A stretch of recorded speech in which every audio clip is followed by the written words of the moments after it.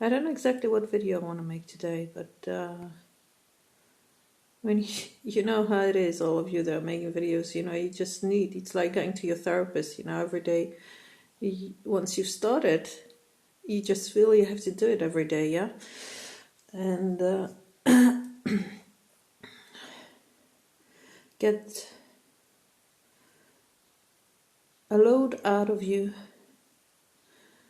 get your ideas into recorded. And just watching your videos again, you realize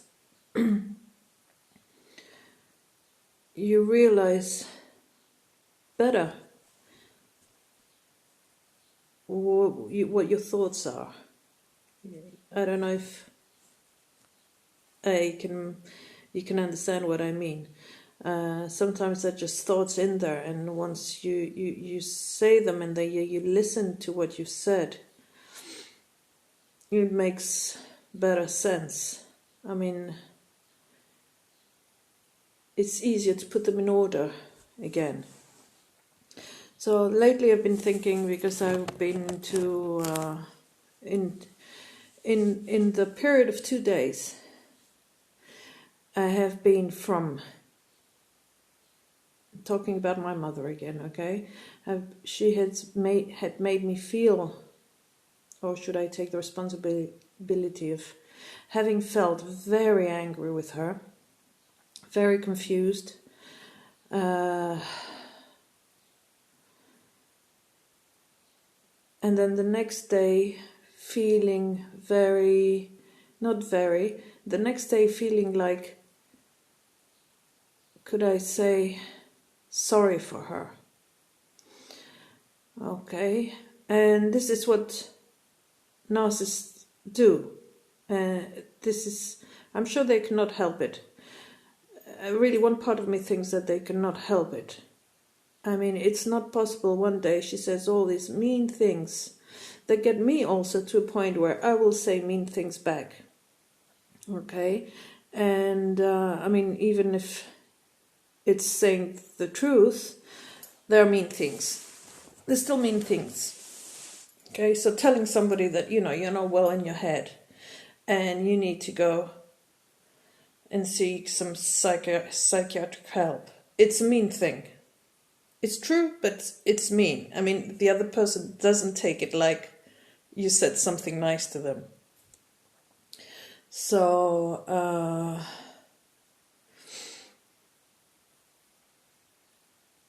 when we get in these awful conversations where she uses what people say, and I can say that she's going around the truth. She's not really... what she's telling you is not the truth. She's making it look, or she's making it be heard in a way that you might think what you're going to think, what she wants you to think. But I will give you an example. It's so much easier giving examples. So my mother said, on one of her phone calls the other day, she said to me that she was very happy to hear an old customer say that it was my husband doing all the work and I was doing nothing, just being on my computer. She doesn't say the name of the customer, but there's only one customer that she's in contact with that knows us. They come twice a year. We see them in spring and in autumn, and we spend time with them. I like them very much. They seem to like us too, and they have understood what the problem with my mother is. But they're still in contact with her because, they know her for 20 years, okay? And they had good times with her. Sure, they feel sorry. I know they feel sorry for her, It's a shame. It's a shame for somebody who has everything to go down that road and become how they become. Anyway, so she knows very well that I know it's only these people she could have talked to, and this is what she wants me to come to the conclusion on my own that these are the people. But she hasn't said that it's them, okay? So she's safe. But there's nobody else. So it can only be them. The next day I confront her about it. No, on that phone call when she said that, I said, look, you're playing with me now, because you're just saying the customers, but there's no the customers, it's those people. And I know those people, and there's no way they would have said that. The only way, knowing also that you criticize my husband for being a lazy bum and doing nothing to everyone you see, they probably felt that they have to stick up for him, and inform you that no, it's not true what you're saying, he's working a lot and he's doing all the practical jobs in the business. Cleaning, all this. And I'm more of doing the reservations, public relations, that part of the job. So they probably felt that they had to inform her of what they see. I'm sure the people never said that I do nothing and I'm all day on my computer. They see me doing the garden, taking care of the plants and the trees and all that. They see me sweeping the courtyard. They see me doing other stuff, okay? So there's no way. But she was playing on that. And the reason she used that I'm always on my computer, because I gave her the right to do that. Because also, at one point, defending my husband, I informed her, do you know that he's doing most of the work? Most of the hard work. He is the one doing it, I do only bookings and, he just tells me what to bring him. I do the easy stuff, walk around and do things. Go bring him the sheets, go bring him the towels, go bring him this kind of things. But he is the one organizing all the cleaning and everything. So she used that when I said it, that I do all the bookings and I'm a lot on my computer. This is how she makes people be angry with each other. She did all these years. This is how, because you would think, when you don't know anything about it, what you just say, oh God, assholes, did they say that about me? They said that I do nothing and my husband does everything. This is not right, this is not correct of them. I dislike these people, and this is how I would take it all these years. But now I know that she changes things. And she's very clever because she uses stuff where you, on the other side, with some clues that you have, you think, oh, maybe she's right. Like, for example, one day she said something, a friend of hers, who is Italian, okay? He's Italian, the guy is Italian. And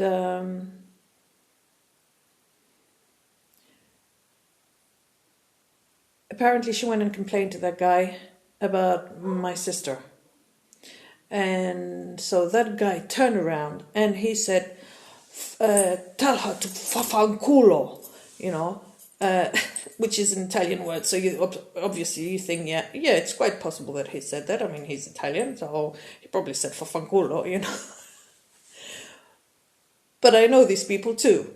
I got to know them over the years because they're friends of my parents. They were friends of my parents. They were friends of my mother after my parents divorced. And they went through all her changes and everything. And we got to the point, at one point, where we had to talk about her situation, okay? And so knowing that these people know the situation, know how much she changed, and know how she uses things against you, and happen not to live very far. I said to her, I doubt they said that about my sister. They hardly even know her. But No, no, no, they said that, so she was insisting. I said, okay, because I don't believe you. If you don't mind, let's get in the car and let's go and ask him if he did say that, because I'd like to know why he would say such a thing. And she was like cornered there, and she was like, well, he didn't say it exactly like that. And, all the excuses after. I said, oh, he didn't say it exactly like that. Well, you know what? This is the point. You change words. And this is not right to do, because you can do a lot of harm. You don't even understand how harmful it is what you're doing. Yes, we're not going to play with words now, he said something like that. I said, no. If you're going to say what somebody said about us, say it the proper way. You can't make us be angry with people by changing the words. I mean, the guy never said that when we talked about it later and all that, and I tried to explain. You see how she uses things, I mean, for me it was very easy if I didn't know you, if I hadn't gotten to know you a bit better, and we haven't spoken about my mother, and realized that and you've seen what the situation is all about. I could have easily believed her, because it's an Italian gesture and it's an Italian word, and it's very possible that you could have used it. But knowing you, I didn't believe her. Otherwise I would have. And this is what she does. She plays with the words. She changed the words in a clever way so that it is believable. Anyway, to the point where I was mixed up, yes. So, the next day I had to go to her house to pick up a washing machine, and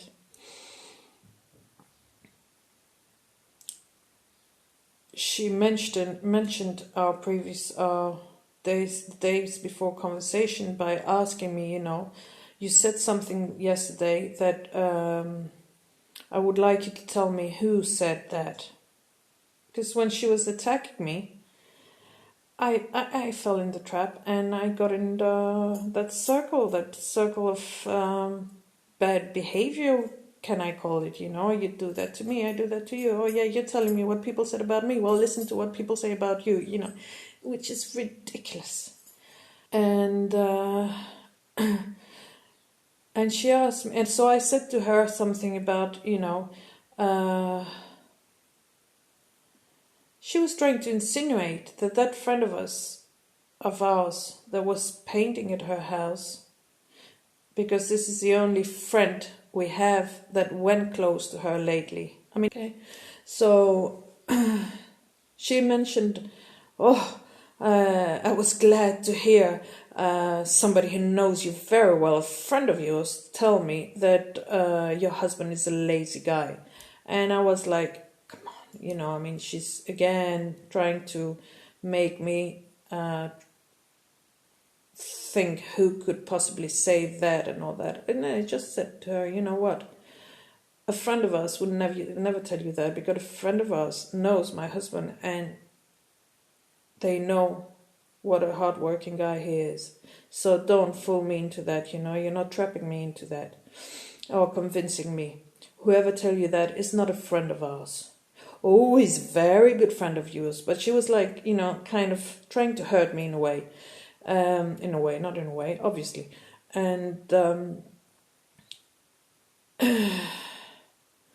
so I kind of fought back, and knowing who that friend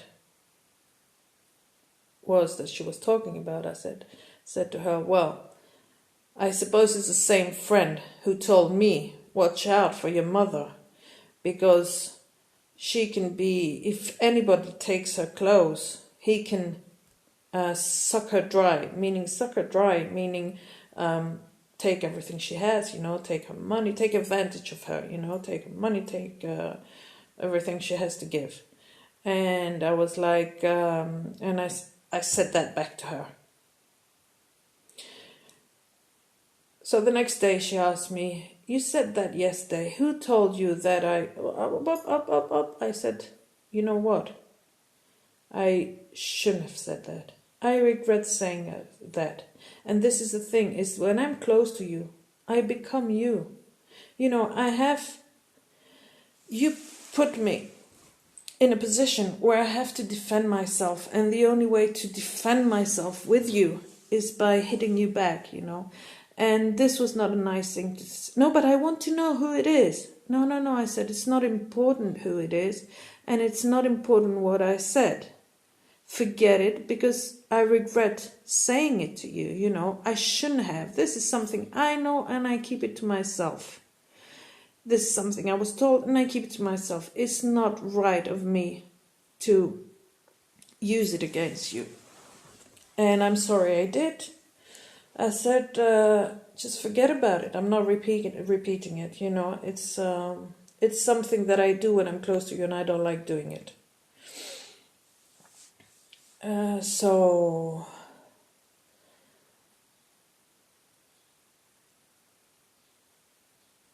again, she was just listening to me. She was not fighting back. She was not counterattacking. She was just listening to me with her puppy eyes, like trying to understand, you know, what is happening. And it's those moments that I feel sorry for her. Or that I feel, how can I say, not sorry for her. I feel her, you know. It's when she seems not to understand what is happening, you know. When you see in her the doubt in her eyes, the doubt, what is happening, and you think that she might be thinking at that moment,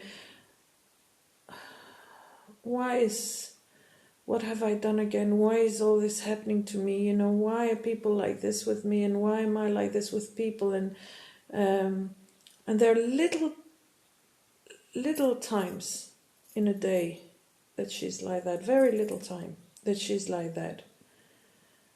And I mean, she doesn't fool me when she's being nice. She doesn't fool me at all. There I don't get sucked back in because she's being nice, or she brings a gift, or she's pretending to be thoughtful about us and all that. No. This is finished. This is like, it's clear in my mind. I mean, she's doing this for some reason. But she can't be fooling me there, okay, anymore. I've tested it so many times, and I've seen the result. It's never good. When she's nice, it's never for a good reason. When she's trying to be helpful and thoughtful, it's never for a good reason. But when I catch that glimpse in her eyes of being totally lost, not knowing what is happening around her, you know, and there's a little bit of trying to understand what's happening. I mean, it's a second, it's a minute, no more. And that is the point where I feel sorry for her.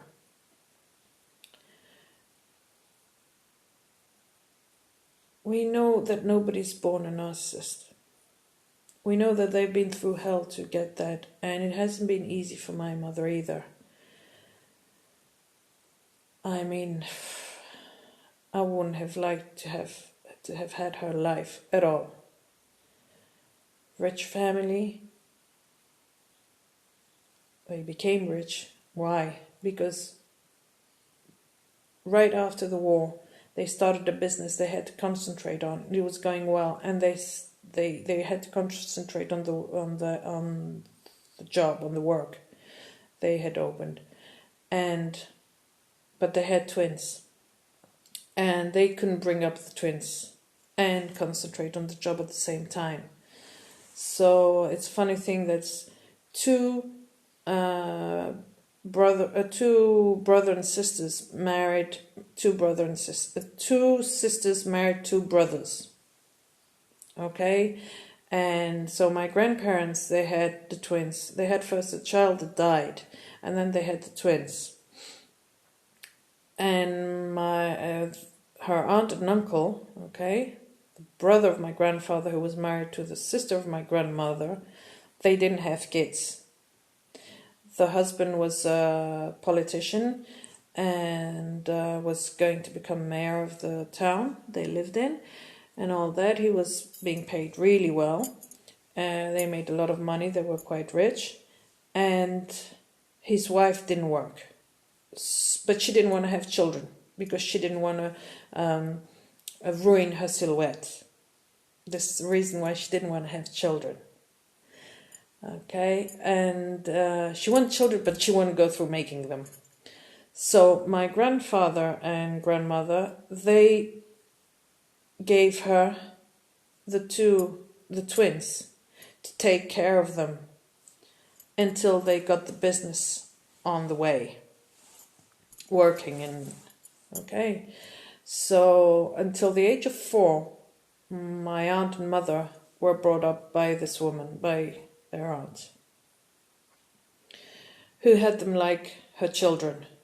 I don't know what was happening there. She was a weird woman. To me, she was nice. My grandfather was a weird guy too. To me, he was nice. But they were weird. And so that, it's funny because all the children and so the grandchildren after, they all felt more comfortable with this aunt. We all went to her house to stay when we went to visit and not to the grandparents' house because she had a big house and you felt really comfortable there. She was nice. She had a room for us to play and everything. And what happened when the business started going and all that? They had another child. So, but 4 years later, they had another child. And this is when they took back the twins. So, I mean, can you imagine being a child and your aunt is like a mother to you? I mean, she's there when you're sick. She's there when she's taking you to school. She's taking you from school. She's studying with you. She's doing all the parent job. I mean, the uncle and the aunt were doing all the parental job. And then suddenly they tell you go back to your parents.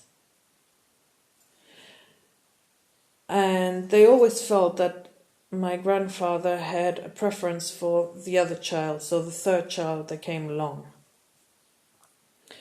And the twins were like, what can you call it? I would say like, oh, they were so beautiful and cute, and they were, all the pictures you see, they're like dressed up like dolls.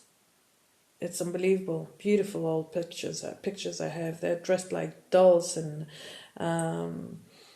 always the same, but with the little name on the things, because they were so identical twins. You couldn't tell the difference. I mean, even my mother, she sees pictures and she doesn't know which one she is. And her twin sister was as bad. She died, but she was as bad as my mother, as mean as my mother. Unbelievable, even worse than my mother. She was such a mean woman. Unbelievable. Whereas the third one, who is also my godmother, is the sweetest person. Really nice. And so this must have been a really difficult childhood. My grandfather, everybody was afraid of him. He was like a Hitler. I mean, it was so strict. Everything was so strict in his house. You know, how you had to eat, how you had to put your fingers on the table while you're eating, how you had to sit, not play in the house. He was very strict, but in a nice way, kind of. To me, he was very nice. He liked me very much. And he was always nice and generous. But I could see him with my cousins. I could see him with my sister, and especially one cousin. He was awful. He didn't like them, and he made sure they knew it, they felt it, and everybody else felt it. So I was kind of now that I know, I was kind of the golden grandchild. God knows why, you know. But I could see it. So the day he died, it's very funny that the daughters were all so sad and heartbroken and everything. And I was like, what the fuck, He was a tyrant. We had to go there for Christmas. We had to go there for in the summer, and Christmas, yeah. For some years, the whole family would meet there. So the three girls with their husbands and their children, and we'd go there. And this was Christmas, in Belgium, and well, it was horrible. It was horrible. It would always end up in a fight. Everybody was, picking at each other, and I kind of erased it off my mind, but I know it was a very uncomfortable situation, and we as kids didn't like it. So anyway, when my grandfather died, and everybody, what a good man. What the fuck are you talking about? He was only good to me. I didn't see him be good to anybody else, The only person that can say that he was good is me, and I'm not saying it. Because he was not. I could see him being mean to others. I could see how he treated others. I had everything every year. I had a new bicycle. I had this. I had that. You want money? I was putting money on the table, under the table. Don't tell your grandmother. Go and spend money. It's like, yet I didn't like to be around him. He had too many rules, and maybe because I was not a kid that needed much, and I was a quiet kid and all that, I didn't bend those rules. I didn't feel the need to bend those rules, but I was not blind. Then, so my mother got married and all that, and had children, had her family, and they would come over every summer and help out. And he was like a hardworking man, my grandfather. He would help in everything, he could do anything. He was rich, but he could do anything. And but I could see that there was a tension between my father and him. And it was not a tension, it was like they liked my father. He liked my father more than he liked his other son-in-laws. But there was something, again, like me and my grandfather. It was the same, my father and him, They just showed respect. When with the flow, but didn't need to contradict or to get into fights with him. So he was a nice guy, whereas the other ones were a little bit very opinionated, and the other son-in-laws. Anyway, so, and my father left my mother for another woman. He was flirtatious. He was a womanizer. Okay, he likes women. So all their lives, he was looking around, and apparently my father said that I left your mother because I did find a replacement, and probably unconsciously I was waiting to find something sure to leave her.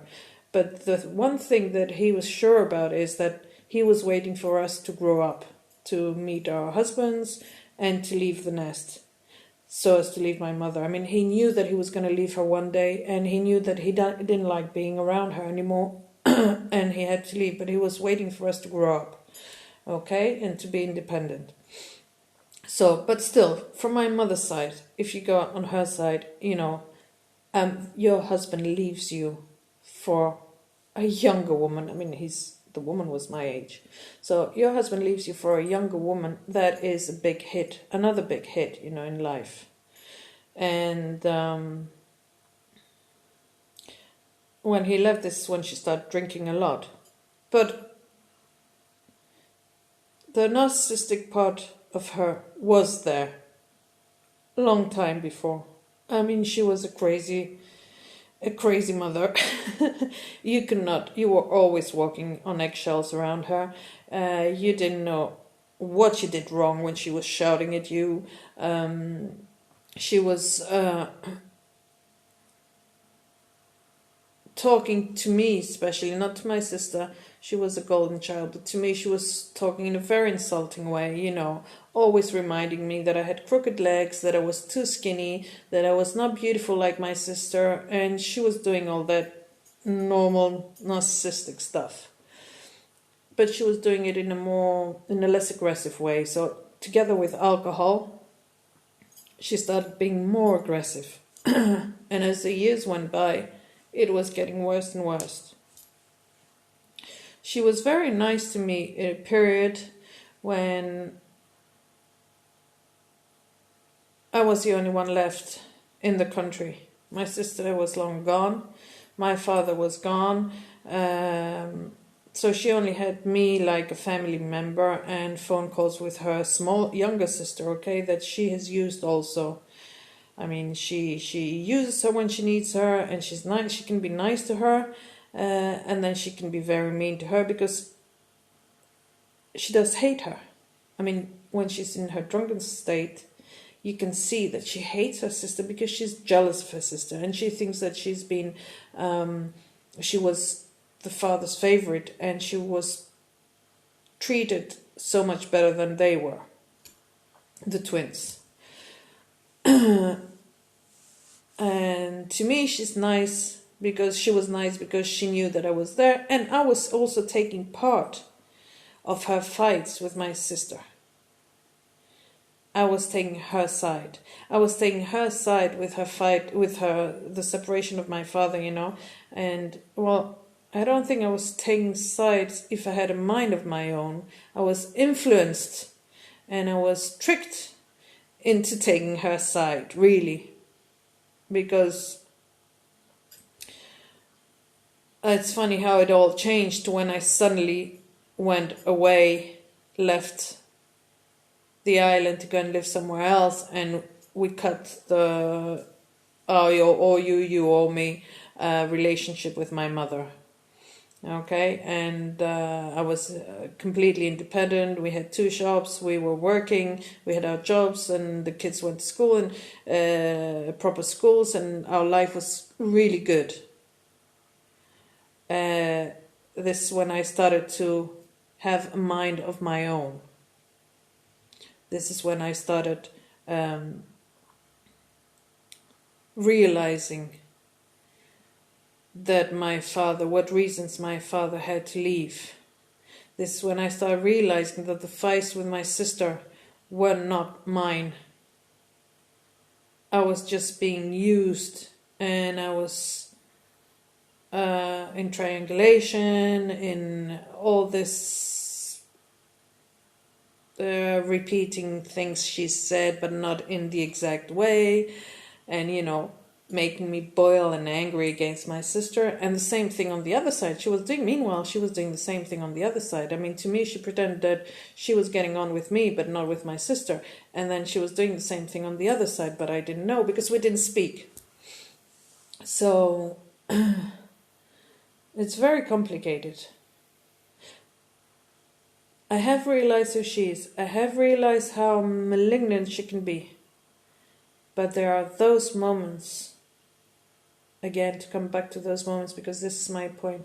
There are those moments of those signs, little signs of a normal human being being hidden that person, And this is the little point where I feel sorry for her.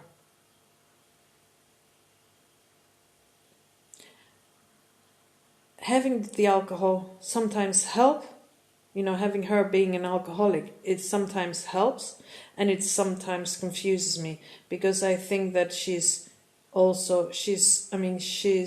very ill. The alcohol is like making her paranoid. The alcohol is making her more aggressive or more sentimental, and it's changing everything. I mean, she's lost it. She's lost the game. And what I mean by the alcohol doesn't help is that is where, because of the alcohol, I think that maybe if she would stop drinking, maybe then she could be, I'm not going to be saved, but maybe then she would realize that she has to change or something. I don't know. The first time she came back from rehab, she's been 3 times. The first time she came back and she had stayed long enough, and she really didn't drink for about 3 months, I think. She was just another person. I still remember me saying, this is the mother I always wanted, you know. You could talk to her. She was reasonable. She was understanding. She was logical.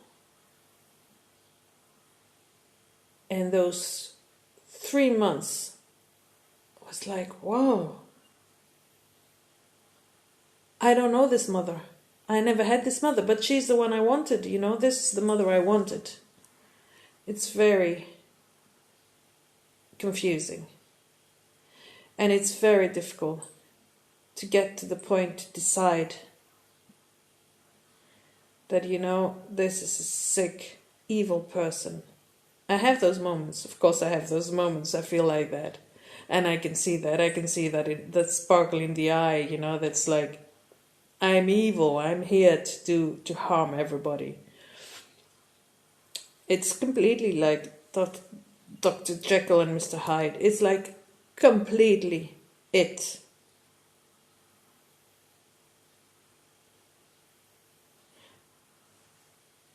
I'm sure that this story was written based on a real person, not as a doctor or something, but as maybe somebody wrote about his father, you know, being one day like this and one day like this, and then they made 1 minute like this and the other minute like that is most, because it doesn't need to be a day, it can be in a minute, sometimes in a second, just pop, and they're like, whoo. So I don't know if you can understand me and that confusion, that confusing point I get to. And this is also the point where I cannot go no contact. Because I have seen that. If I was away and I hadn't seen that, and I only saw the bad things, but I'm very close to her and I see her often. And I mean, 24 hours and 24-hour day, if you get like 1 minute of that glimpse, lost person, I don't know what is happening, everything is out of control, you know. You cannot but feel sad for that, you know, and feel a little compassion and trying to understand, you know. I mean, they have been through hell. It's normal that they're so broken that they can't get fixed.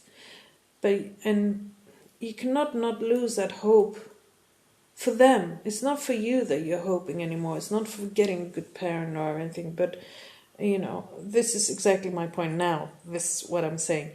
It's not the hope for myself of the urge of having a good parent or having a normal parent, you know, who's going to show me some kind of accepting me, you know, for what I am. No, I'm over that. This is not it.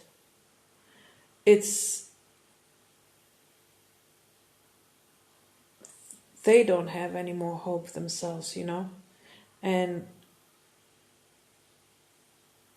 I wish I could fix things, you know. You look at that person and you said, I wish I could fix things for you, you know. I wish I could make you feel a little joy, a little happiness.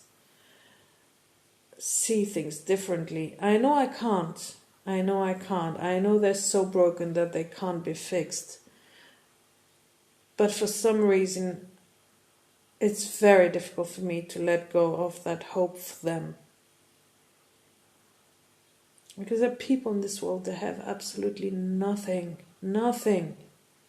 and you think it's so unfair that there are people that have nothing, and there's people who have everything to be happy for, and they can't be happy. It's sad. It's really sad.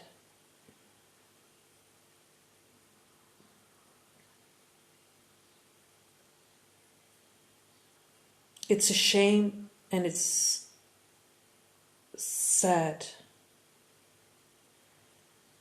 I mean, if there's some people that have nothing, that if they have like 1/10 of what you have, 1/10.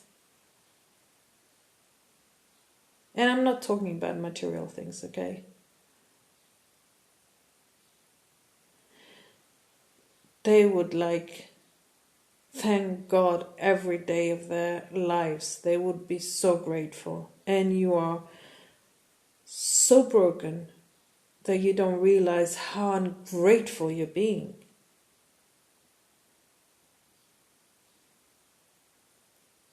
Being ungrateful is an awful place to be.